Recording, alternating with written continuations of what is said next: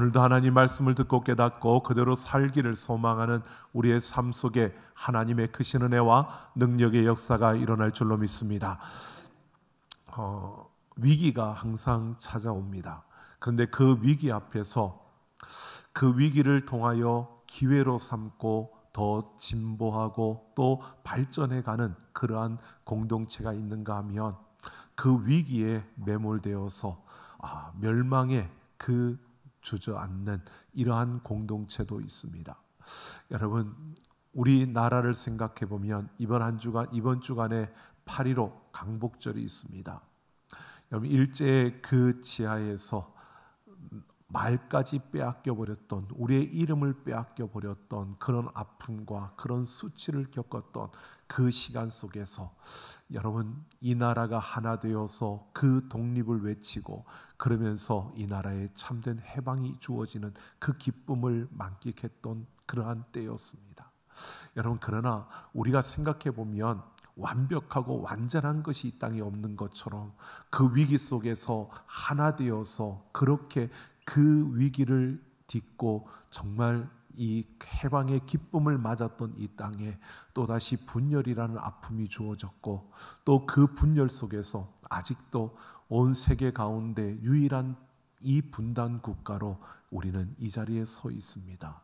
여러분, 생각해 보면 참 위기를 기회로 삼고 일어섰던, 그래서 지금은 또 우리가 그 분단의 아픔이 아직 남아있지만 그래도 참 평안한 가운데 달려가고 있는 그러한 걸음 속에서 혹시 우리는 이 안일함에 빠져서 이 나라가 분열되어져 있고 지금 분단된 국가라는 이 위기를, 이 아픔을 우리는 생각지 않고 그냥 살아가고 있는 그러한 시대의 모습인지도 모릅니다. 오늘 우리가 생각해 보면 항상 개인이든 공동체든 우리에게 끊임없이 위기는 찾아오는데 그 위기 속에서 우리가 어떻게 해야 우리는 그 위기를 딛고 그것을 기회로 삼고 더 성장하고 성숙해가는 이러한 모습으로 서갈 수 있을까? 참으로 우리에게는 그러한 순간, 위기를 맞는 순간에 우리가 어떻게 해야 될까를 참으로 우리가 고민할 수밖에 없는 우리의 삶이고 우리의 공동체입니다. 우리가 지금까지 여호수아서를 쭉 강의해 왔고 이제 오늘부터 신약성경의 빌립보서를 우리가 강의하려고 합니다. 이 빌립보서를 우리가 강의해 가면서 이 빌립보서의 배경을 우리가 생각해 보면 빌립보 교회가 평탄한 가운데 있는 그러한 순간은 아니었습니다. 그들에게 위기가 주어진 그러한 때였습니다.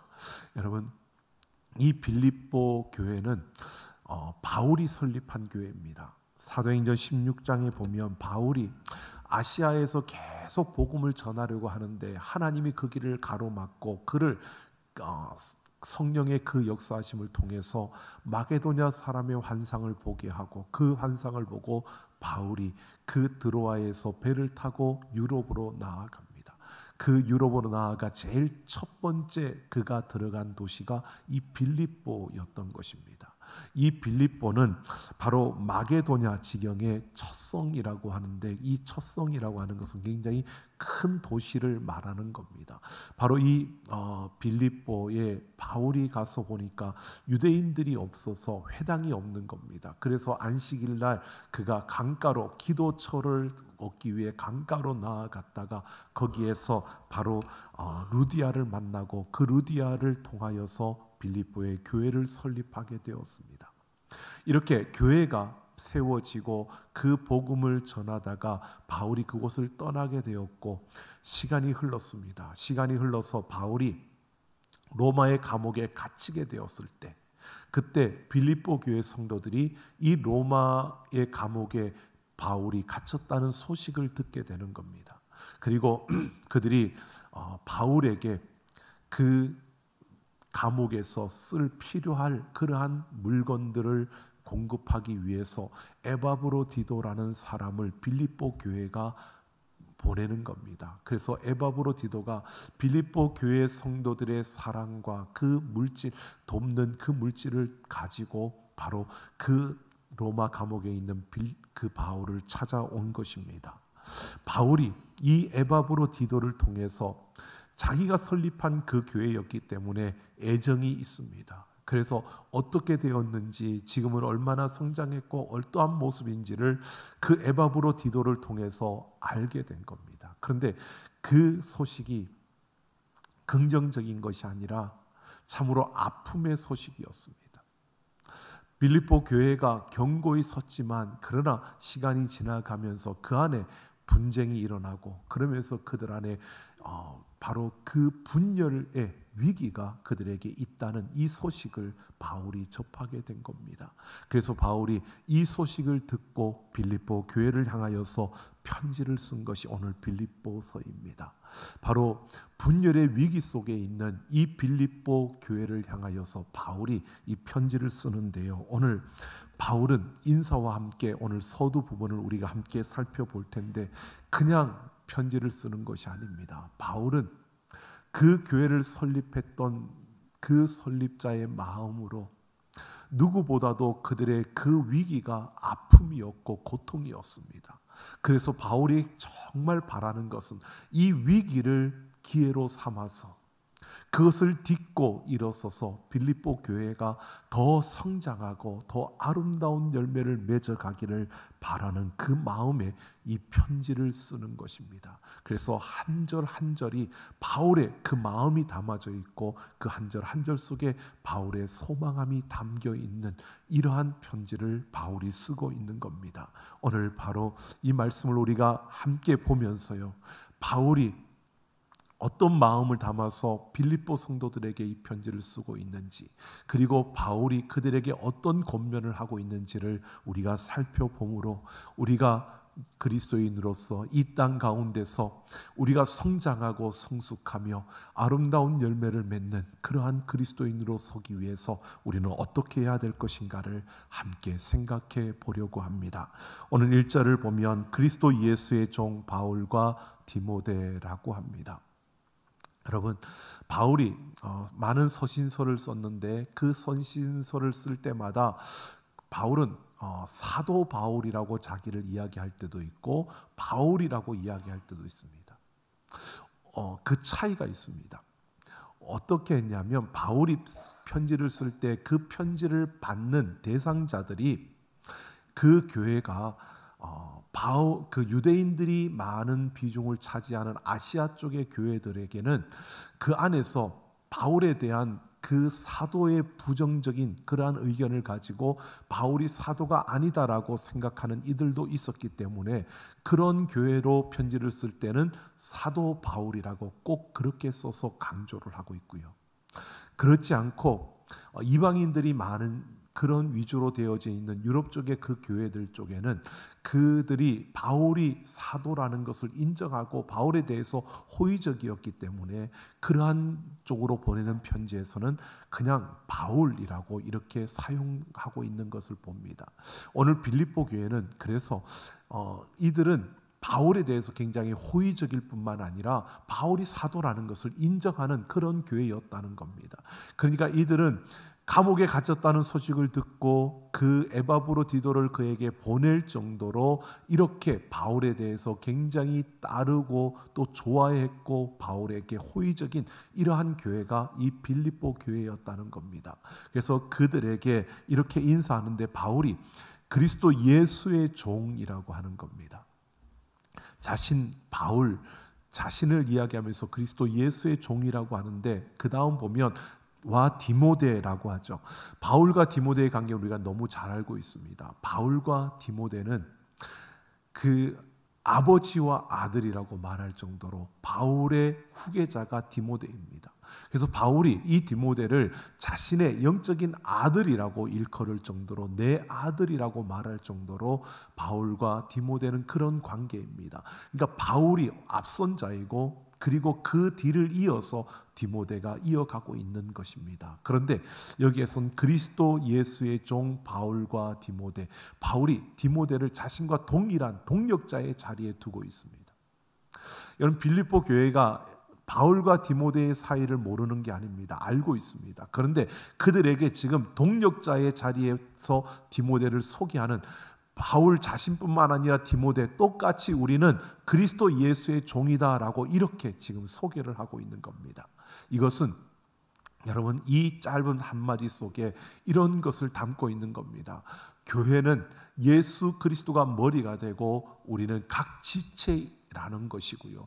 우리가 지체인 것은 세상의 어떤 흐름과 물결처럼 높고 낮음이 있는 게 아니고 많이 가진 자 적게 가진 자 이런 차별이 있는 게 아니라 교회 안에는 각자에게 주어진 역할, 그 사명, 그 사역에 따라 질서가 있을 뿐이지 다른 질서는 없다는 것을 여기에서 말해주고 있는 겁니다.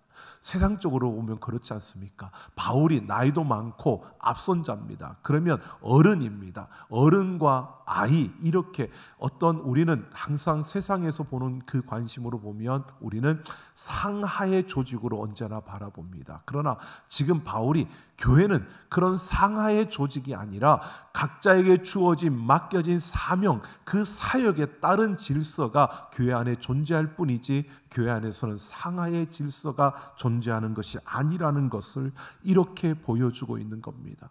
지금 이들은 분열의 위기 속에 있는 빌립보 교회입니다. 그들에게 바울은 바로 우리는 그리스도 안에서 한 몸이라는 것, 그 이 한 몸이기 때문에 이 한 몸 안에는 어떤 질서가 존재하느냐? 사역에 따른, 일에 따른, 사명에 따른 그 질서만 존재하지 상하의 존재가 있는 것이 아니라는 겁니다. 그것은 결국 우리는 우리 각자에게 맡겨진 그 일들을 감당하면서 서로를 존중하고 서로를 인정하고 서로를 배려할 수 있는 이런 모습으로 우리가 살아가야 한다는 것을 말해주고 있는 겁니다. 교회란 바로 이런 곳이다라는 것을 바울이 그들에게 말하는 겁니다.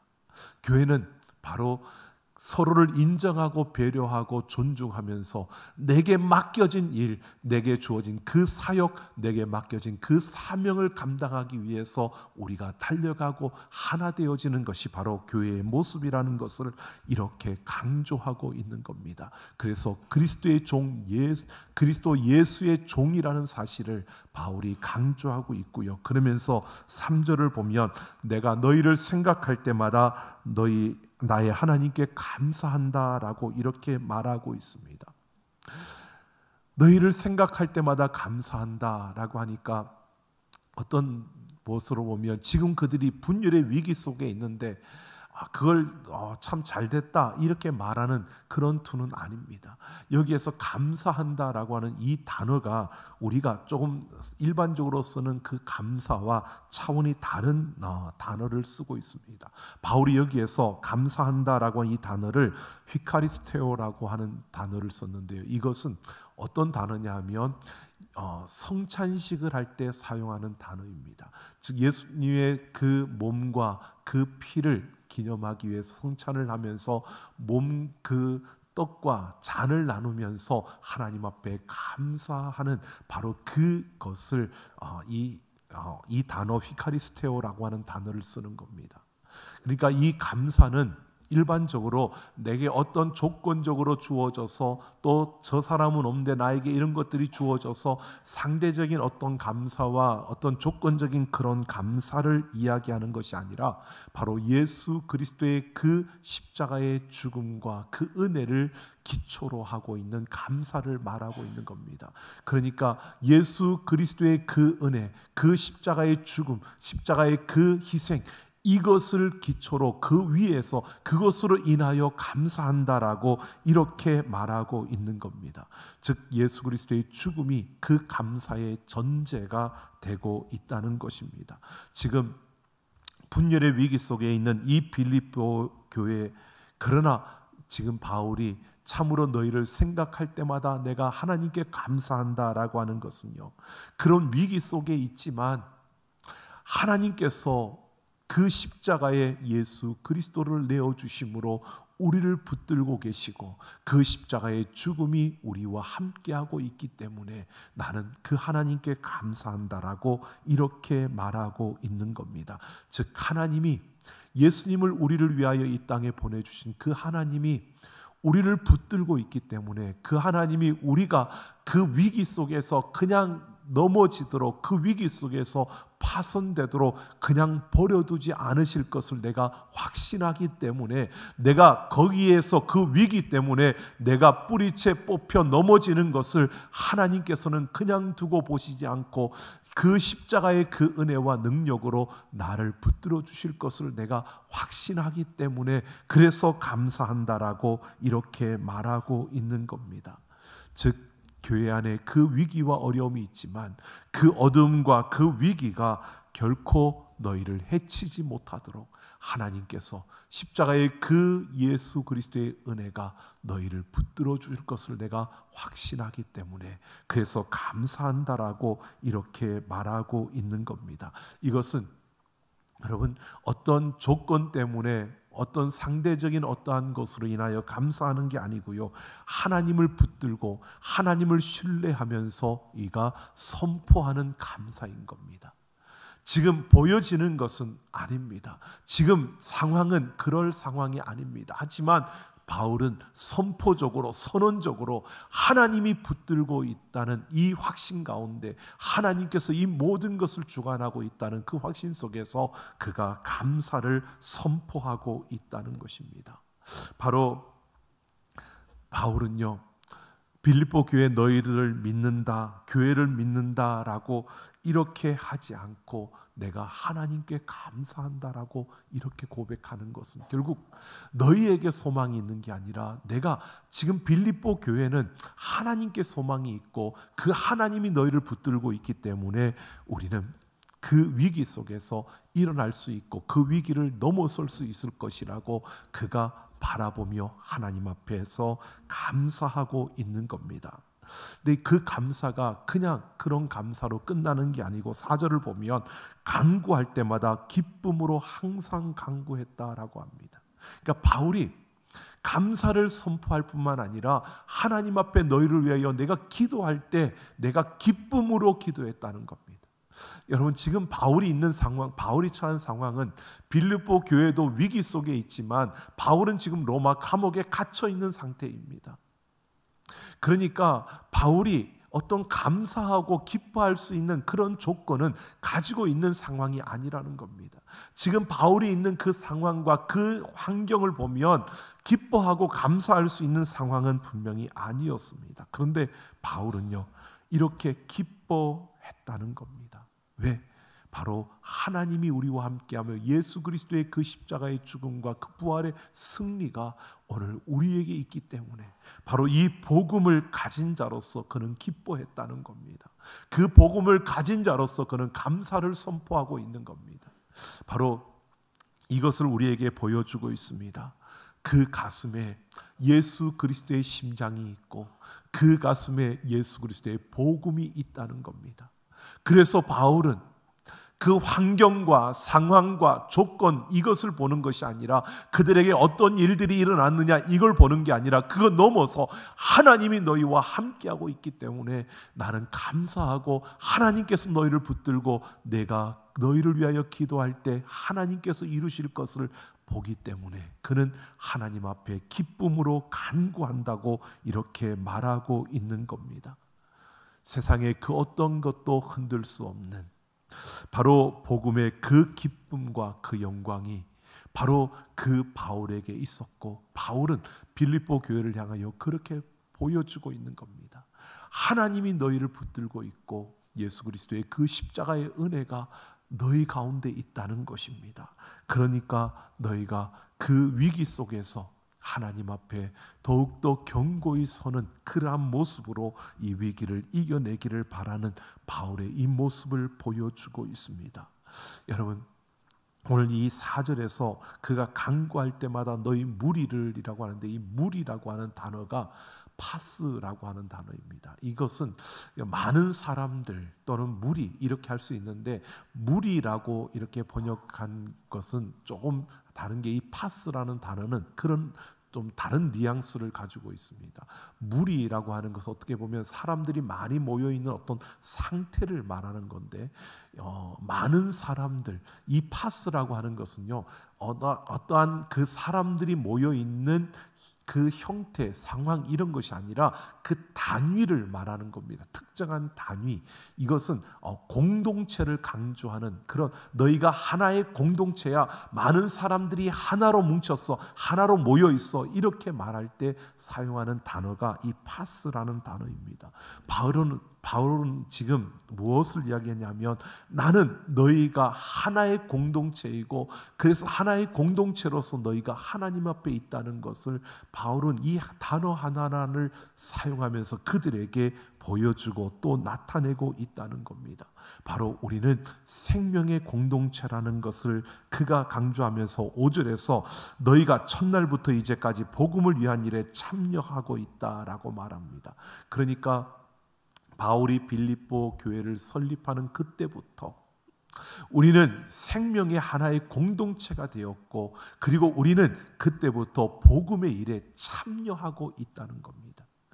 계속해서 복음의 그 역사, 하나님의 구원의 그 역사에 참여하고 있는 그 자리에 우리가 있다라고 말하면서요, 이렇게 말합니다. 착한 일을 시작하신 이가 그리스도 예수의 날까지 이루실 줄을 확신하노라. 그러니까 그렇게 시작한 복음의 일에 쓰임받는 우리 빌립보 교회가 바로 예수님이 다시 오시는 그날까지 이 복음의 역사에 쓰임받는, 복음의 일에 사용되어지는 그러한 그 자리에 있다는 것을 바울이 확신한다고 이렇게 말하고 있는 겁니다.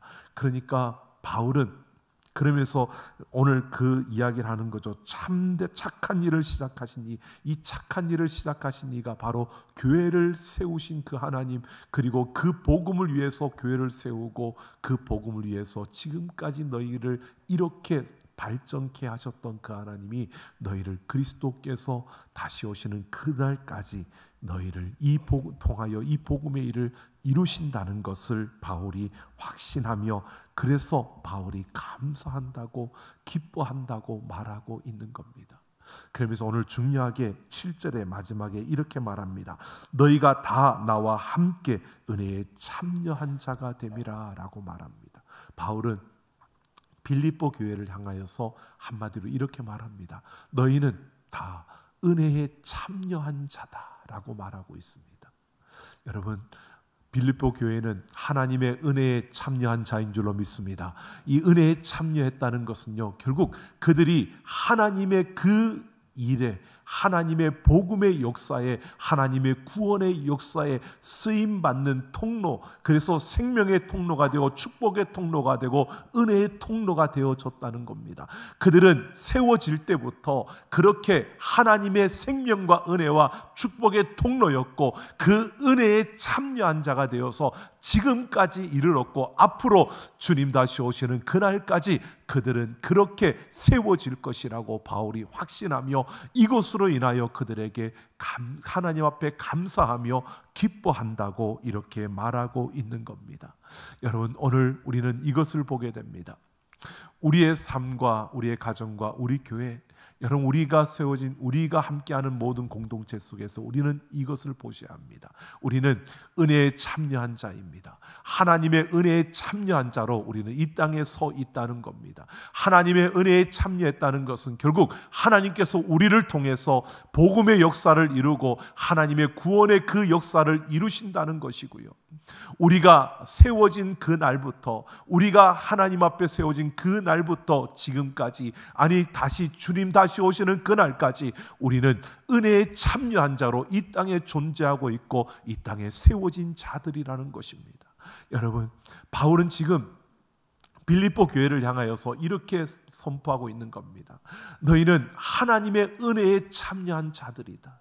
너희는 세상에 있지만, 그러나 세상의 질서와 세상의 그런 환경이 아니라 우리는 그 예수 그리스도가 머리가 되고 그 몸된 지체로서 바로 우리 안에는 서로 존중하고 배려하며 서로 인정하며 살아가는 우리의 걸음이 되어져야 하고, 은혜에 참여한 자이기 때문에 우리는 그 십자가의 은혜와 그 십자가의 헌신과 그 십자가의 죽음을 우리가 기억하면서 그 위에서 우리가 감사하고 기뻐하며 달려가는 그 걸음을 걸어갈 때 하나님은 우리를 통해서 이 복음의 놀라운 일을 이루시고 구원의 놀라운 역사를 이루신다라고 이렇게 그들에게 말해주고 있는 겁니다. 여러분, 오늘 우리의 삶은요, 하나님의 은혜에 참여한 자들입니다. 우리의 걸음걸음 속에 하나님이 일하실 줄로 믿습니다. 우리는 다른 세상의 어떤 질서와 세상의 어떤 조건과 세상의 어떤 그 흐름을 끌려가는 우리의 걸음이 아니라 우리는 하나님 안에서 서로 존중하고 배려하며 또 내가 예수 그리스도의 십자가의 그 은혜 안에 있음을 기억하면서 날마다 우리에게 주어진 삶의 순간순간마다 기뻐하며 감사하며 그 하나님의 놀라운 복음의 일이, 하나님의 구원의 역사가 나를 통해 이루어질 수 있도록 날마다 내가 은혜에 참여한 자답게 살아내는 우리 모두가 되기를 예수님의 이름으로 축원합니다. 고린도전서 12장 27절을 보면 바울이 분명히 밝힙니다. 너희는 그리스도의 몸이요 지체의 각 부분이라고 말합니다. 여러분, 우리는 예수 그리스도가 머리가 되고 우리는 그 몸의 지체입니다. 그러기에 우리는 몸은 한번 보십시오. 머리가 지시하는 대로 몸이 움직여야 되는 겁니다. 머리가 지시하는데, 명령을 하는데 몸이 그걸, 내 손이, 내 지체가 그것을 따르지 않고 움직이지 않으면 그거는 건강을 잃어버린 상태가 되는 겁니다. 결국 명령하는데 그 명령을 받지 못하면 그 지체는 썩어진 것이 되는 겁니다. 여러분, 우리의 몸이 건강한 몸이라고 할 수 있는 것은요, 머리가 명령할 때 모든 지체가 그 명령을 따라 움직이는 겁니다. 그럴 때 우리는 건강한 몸이라고 하고요, 머리가 명령하는데 그걸 따르지 못하면 그 지체는 건강을 잃어버린 아픈 병든 몸이라고 말하는 겁니다. 여러분, 우리의 삶도, 우리의 가정도, 우리 교회도 마찬가지입니다. 예수 그리스도의 그 말씀을 따를 때 우리는 건강한 몸이 되는 거고요, 건강한 지체가 되는 거고요, 우리가 예수 그리스도의 그 명령을 따르지 않을 때 우리는 건강을 잃어버린 병든 그러한 지체가 되는 겁니다. 여러분, 하나님의 말씀에 순종하며 우리가 은혜에 참여한 자답게 그 말씀을 따라 살아가는 우리가 되기를 예수님의 이름으로 축원합니다. 그 말씀을 따라 살아가면 하나님의 복음의 일이 우리를 통해서 열매를 맺게 되고요, 우리가 그 말씀에 순종하며 나아가면 하나님의 구원의 역사가 우리를 통해서 일어나게 된다는 것입니다. 왜? 우리는 그 하나님의 은혜에 참여한 자로 이 땅에 서 있고 그러한 자로 살아가기 때문입니다. 그래서 우리는 하나님의 은혜에 참여한 자답게 우리가 말씀에 순종하며 그 말씀대로 따라가는, 우리 안에서 서로 존중하고 배려하면서 우리 각자에게 주어진 그 일들에서 하나님의 말씀에 순종하며 나아간다면 우리의 삶은 생명의 열매들로, 그 은혜의 열매들로 가득 차게 된다는 것입니다. 여러분, 그러나 우리가 기억할 것이 있습니다. 우리는 완벽하고 완전하지 않습니다. 우리는 완벽하고 완전한 것을 추구하는 것이 아닙니다. 우리는 우리에게 주어진 삶의 그 자리에서 하나님을 의지하고 하나님과 함께 가는 삶을 우리는 추구하는 겁니다. 여러분, 결코 하나님은 우리에게 완벽하고 완전한 것을 요구하는 것이 아닙니다. 우리가 그럴 수 없다는 것을 하나님 너무 잘 알기 때문입니다.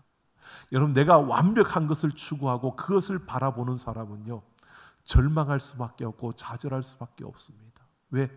여러분, 그러지 못하기 때문입니다. 그런데 우리가 완벽과 완전을 추구하는 게 아니라 우리는 조금씩이라도 발전하고 조금씩이라도 진전되어지는, 성장하는, 성숙하는 삶을 우리는 목표로 삼고 달려가는 것이 우리의 삶인 것입니다. 여러분, 생각해 보십시오. 여러분, 집집마다 우리 한번 생각해 보십시오. 여러분 집에 쓰레기가 있습니까? 없습니까? 예, 쓰레기가 없는 집은 없겠죠? 여러분, 우리의 삶도 마찬가지입니다. 사람이 이 땅을 살아가는데 여러분, 우리는 쓰레기를 만들며 살아가는 사람들입니다. 생각해 보십시오. 여러분이 가는 곳마다 쓰레기가 있을까요? 없을까요? 있습니다. 없어요 라고 말하고 싶은 분들은 내가 치웠다라는 생각을 하시겠죠. 여러분, 이런 거죠. 깨끗한 집과 더러운 집, 어떤 집이 깨끗한 집일까요? 쓰레기가 없는 집이 깨끗한 집일까요? 아니요. 쓰레기가 있는데 그 쓰레기를 쓰레기통에 담아서 쓰레기통을 덮어놓은 집은 깨끗한 집이고요. 더러운 집은 그 쓰레기가 집안 곳곳에 그냥 널브러져 있는 게 더러운 집입니다. 쓰레기가 있고 없고가 아닙니다. 쓰레기를 치웠느냐 안 치웠느냐가 깨끗한 집이냐 더러운 집이냐를 차이가 나타나는 거죠. 여러분, 우리에도 마찬가지입니다. 우리는 하나님의 은혜에 참여한 자로 이 땅을 살아가는데, 여러분, 내가 쓰레기를 만들며 살아갈 수밖에 없는 연약한 자입니다. 이걸 인정해야 합니다. 그래서 우리는 날마다 그 십자가 앞에서 이 쓰레기를, 내가 낸 쓰레기를 처리하면서 살아가야 되는 겁니다. 이 쓰레기를 치우면서 살아가야 하는 거 우리의 삶이라는 겁니다. 그래서 우리가 주님 앞에 나아가 우리의 죄를 자백하면 저는 미쁘시고 의로우사 우리를 용서하여 주시고 우리를 그 불의에서 건져주신다고 말씀하고 있는 겁니다. 우리가 여러분 그냥 완벽하고 완전한 그런 삶을 살면 얼마나 좋겠습니까? 아닙니다. 우리는 쓰레기를 만들며 살아가는 겁니다. 그러나 하나님의 은혜에 참여한 자로서 우리를 부르셨기에 우리는 그 은혜 안에서 예수 그리스도의 그 십자가 앞에서 우리가 우리의 죄를 자백하고 고백하며 내가 만들어낸 그 쓰레기를 치우면서 십자가의 그 은혜로 그 쓰레기를 치우면서 살아가는 게 우리 인생이고 우리의 걸음이라는 사실입니다. 그러니까 우리는 여러분 죄를 잘 처리해서 깨끗한 자, 거룩한 자, 정결한 자로 살아가기를 소망합니다.